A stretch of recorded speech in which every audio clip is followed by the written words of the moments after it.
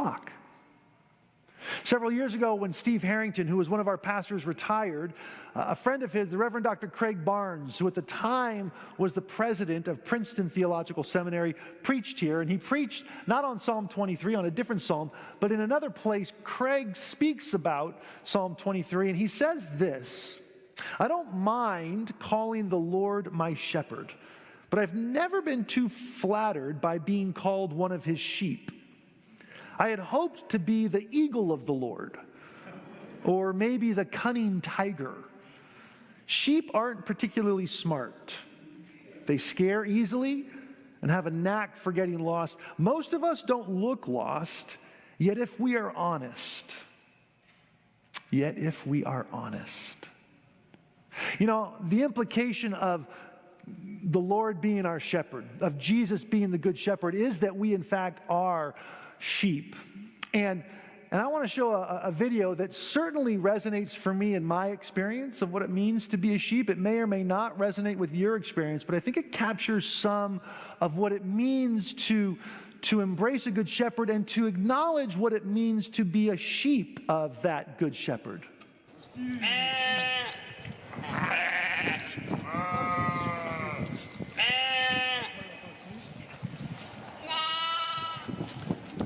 Oh, there I go. Yeah. Yeah, that's me. Let's look at it in slow motion. I think it'll give you a helpful insight. Oh, there I am. Look, I'm free. And I'm back. I mean, that's kind of my life right there, if I'm being honest. The Lord is our shepherd, and that's actually what we are. Most of us don't look lost, but if we're honest, that's us. You see, some of us have gotten lost in our battles against declining health. Others of us are lost in our grief, while some are lost in our schedules, so busy and stretched thin that we've lost sight of who we are and who we were created to be. I think the reason that both the psalmist and Jesus spent so much time describing us as lost was not to judge us, but to help us find our salvation.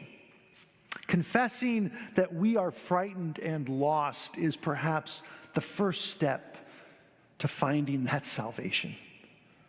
The key to discovering that salvation is seeing that "for you are with me" in Psalm 23.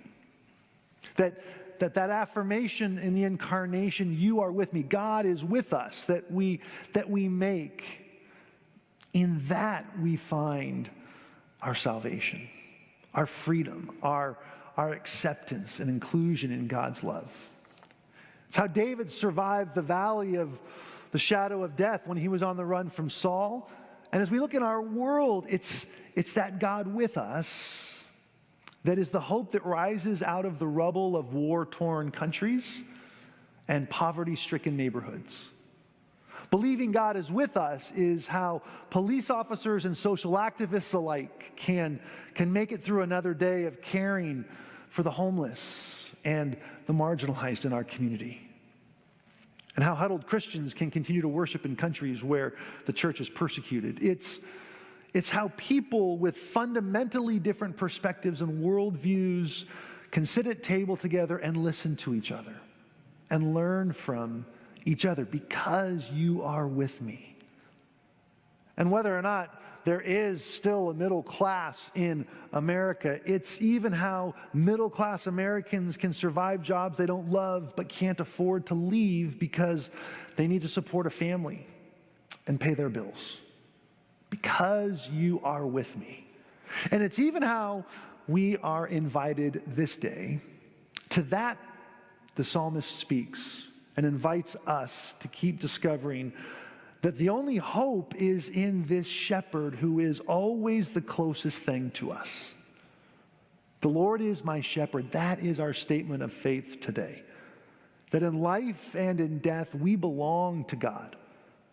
As we journey along in the valleys of this world, whether they are dark or light, may we always believe and trust that our God is present with us, that our God is protecting us, that our God is pursuing us with goodness and mercy each and every day as we dwell in the Lord's house our whole life long.